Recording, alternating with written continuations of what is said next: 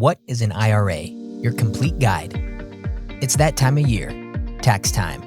We've got to pay Uncle Sam our hard-earned dollars and show up as good citizens. It's a blessing and a curse, right? We want to pay our fair share, but it can be such a pain in the butt and in the wallet to have to shell out the big bucks each April 15th. Fortunately, there are some ways that the government will actually pay us, or at least not make us pay them. These ways are referred to as either tax deductions or tax credits. One of those deductions is an IRA, and that's what we'll be talking about today. Really, any time is a good time to talk about retirement accounts, but the time is especially right now with the tax deadline looming. So, we're going to answer the question, what is an IRA today? But first, don't forget to hit that like button on your screen, subscribe to our channel, and turn on all notifications so you never miss a show. Now, let's get into it. What is an IRA?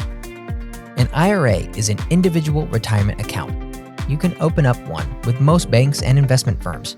In a way, it's like a savings account in that you deposit money and it earns interest for you. Unlike a savings, however, you cannot just withdraw money from the account whenever you want. Also, unlike a savings account, you typically earn a ton more interest on your money because the funds are usually held in mutual funds or index funds, securities that earn money on the stock market. Further, there are tax advantages to having an IRA account, not to mention the personal savings advantages. Personal advantages.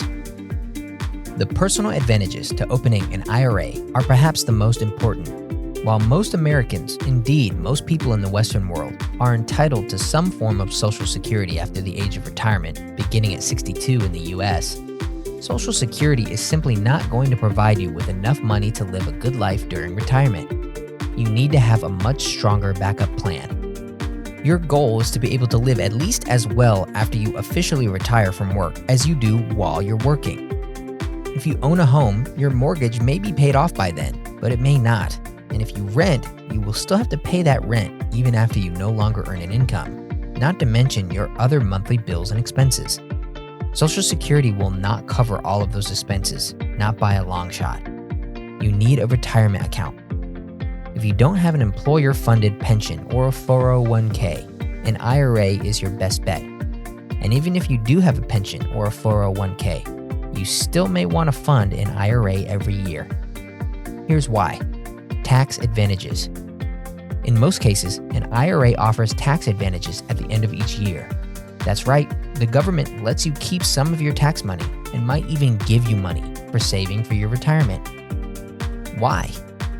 Think about it. The less they have to worry about you being a drain on the government services, Social Security, Medicare, Medicaid, public housing, etc., the easier their job will be. Indeed, Social Security was created by the Franklin D. Roosevelt administration during the Great Depression, precisely because this country had a large population of elderly people living in poverty, literally in the streets. So the government has created a system that will at least keep us off the streets, and then it incentivizes us to keep ourselves out of poverty through accounts like IRAs. It is important to note here the differences between a Roth IRA and a traditional IRA. For those who want the tax advantages now, a traditional IRA is the way to go. When you do withdraw it after retirement age, it will be taxable income, so you will pay taxes on each withdrawal, like getting taxed on your paycheck. However, if you do not want to worry about paying those taxes on your retirement income, you could always open a Roth IRA. A Roth IRA does not offer tax benefits now. You cannot claim it on your taxes each year.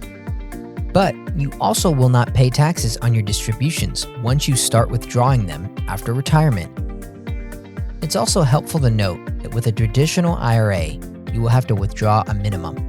With a 401k, a pension, or a traditional IRA, you must begin taking withdrawals by the age of 72. Money, money, money.